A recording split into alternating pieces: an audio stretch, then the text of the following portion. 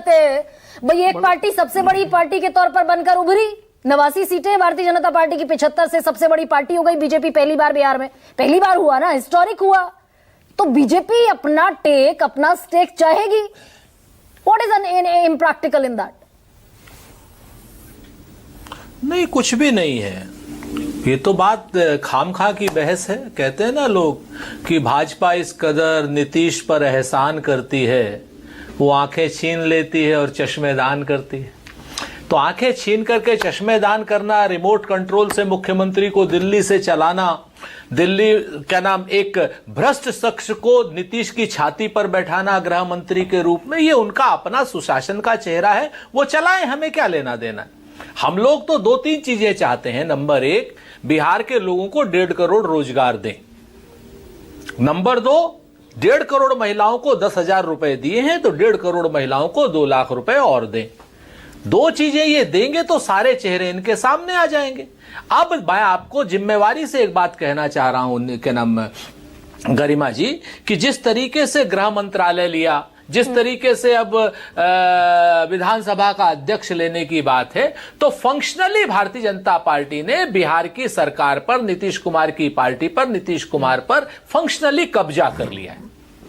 बिल्कुल एकदम कब्जा कर लिया। ये बातें पहले भी आप कह चुके, गृह मंत्रालय कहीं पर भी क्या नाम मुख्यमंत्री के अलावा किसी के पास नहीं भाजपा शासित राज्य में। और आज सिर्फ ये खाली बिहार ही में ऐसा क्यों है, ये आपके सामने बड़ा क्लियर है। क्योंकि भारतीय जनता पार्टी कहती कि अब दिल्ली की सरकार रिमोट से चलेगी। नहीं, लेकिन नीतीश की बिहार की सरकार दिल्ली के रिमोट से चलेगी होगा। भाई नीतीश कुमार का से रहा होगा, सम्राट चौधरी लेकर उनके पास पहुंचे थे लिस्ट।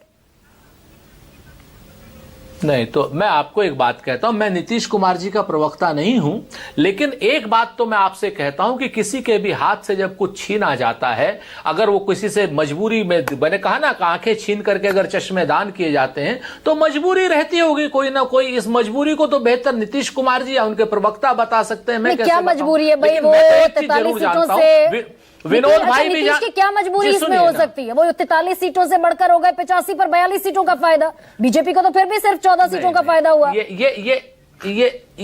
अब ये फायदे और नुकसान की बात नहीं है। बात आज की डेट में हम लोग चुनाव हार गए। हम लोग तो कहते हैं ना कि नीतीश कुमार जी को तो, और या हम लोगों का तो, हम लोगों की तो बड़ी खराब स्थिति है आज की डेट में, चाहे वोट चोरी से चाहे किसी। लेकिन अब ये बातें रह गई पुरानी। मैं तो सुकेश जी से और विनोद अग्निहोत्री जी जो निरपेक्ष लोग बैठे हुए, इनसे आप पूछ लीजिए, क्या नीतीश जी ने बड़े मन से उनको गृह मंत्रालय दिया होगा? क्या दान दिया होगा कर्ण की तरीके से कि भैया ले लो, या उन्होंने छीना होगा? इस चीज को तो ये 2 लोग बता सकते हैं। हम तो कुछ भी कहेंगे, हम तो नीतीश जी के अपोनेंट माने जाएंगे। लेकिन मैं आपको जिम्मेवारी से एक बात कहता हूं कि अब दिल्ली के बैठे गुजराती लोग बिहार की सरकार को रिमोट से चलाएंगे। ये बात अपने आप में तय हो गई। सामान्य प्रशासन देकर के नीतीश जी को गृह मंत्रालय भी ले लिया, और जो है उद्योग मंत्री। दिल्ली से कैसे चलाएंगे भाई? दिल्ली से चलानी होती तो 89 सीटें भी तो हैं बीजेपी के पास। सबसे बड़ी पार्टी भी तो बीजेपी बनी है। और याद करें सुरेंद्र जी को गुजरात में भी चुनाव लड़ना है। बार बार गुजराती लोग कह रहे हैं। सुरेंद्र भाई, गुजरात में भी चुनाव है, ध्यान रखिएगा। दोबारा कहूंगा गुजराती लोग, अपनी पार्टी मैं फिर से कहूंगा गुजराती लोग, कोई दिक्कत नहीं है, होने दीजिए। आप हमारी पार्टी की चिंता मैं आपको फिर से कहता हूं कि गुजराती गैंग है पूरा, इसमें कोई दो राय नहीं।